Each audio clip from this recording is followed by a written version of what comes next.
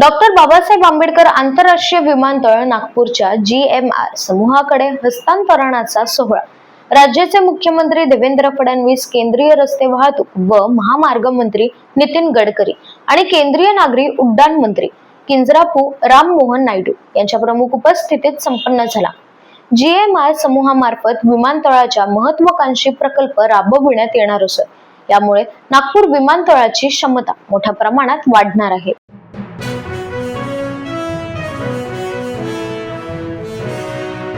नवी मुंबईतील अनधिकृत इमारतींमधील बेकायदेशीर दस्त नोंदणी प्रकरणात शासनाचा तब्बल 13,91,33,000 मुद्रांक शुल्क महसूल बुडल्याचे निदर्शनास आले आहे। या गंभीर प्रकरणाची दखल घेत संबंधित दोषी अधिकारी यांच्यावर कठोर कारवाई होणार अशी माहिती महसूल मंत्री चंद्रशेखर बावनकुळे यांनी दिली।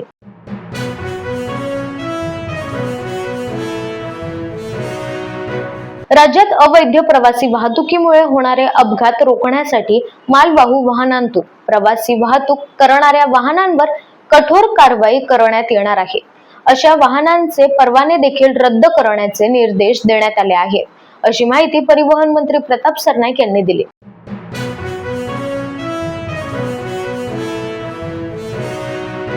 सिंधुदुर्ग जिल्ह्यामध्ये माजी पंतप्रधान अटल बिहारी वाजपेयी यांच्या नावाने जागतिक दर्जाचे राष्ट्रीय उद्यान विकसित करण्यात येणार। जिल्ह्याच्या तिलारी खोरे दोडामार्ग भागात वनताराच्या धर्तीवर जागतिक दर्जाचे राष्ट्रीय उद्यान आणि वन्यजीव पार्क विकसित करण्यात येईल अशी माहिती वनमंत्री गणेश नाईक यांनी सभागृहात दिली।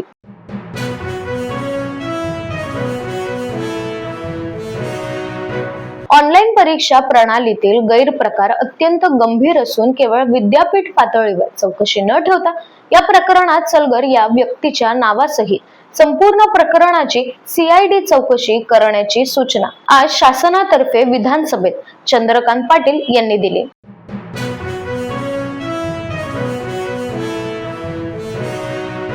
जमीन मोजणी संदर्भातील महत्त्वाचे बदल, जमीन मोजणी शुल्क, पोट हिस्सा मोजणी, पुनर्भेट शुल्क तसेच नियमित व द्रुतगती मोजणीच्या कालावधीबाबत शासनाने सुधारित तरतुदी लागू केल्या आहेत।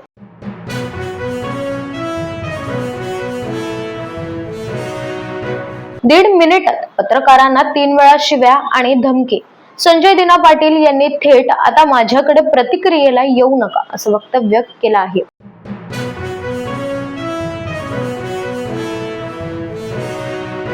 स्वतःमध्ये हिम्मत असेल तर राजीनामा द्या, संजय दिना पाटील यांच्यावर आदित्य ठाकरे यांची जोरदार टीका। ते आता मिंदे प्रतिनिधी झाले आहेत, लोकप्रतिनिधी राहिलेले नाहीत। आदित्य ठाकरे यांची घणाघाती टीका।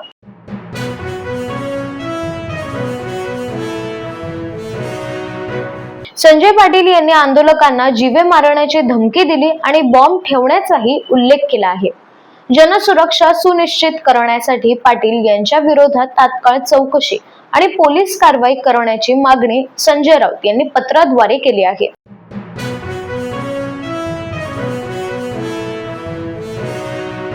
पत्रकारांचा आवाज दाबवण्याचा हा प्रयत्न अत्यंत दुर्दैवी आहे। संजय दिना पाटील यांची हुकुमशाही आणि गुंडगिरी महाराष्ट्राची राजकीय संस्कृती कधीही सहन करणार नाही। विजय वडेट्टीवार यांचं वक्तव्य।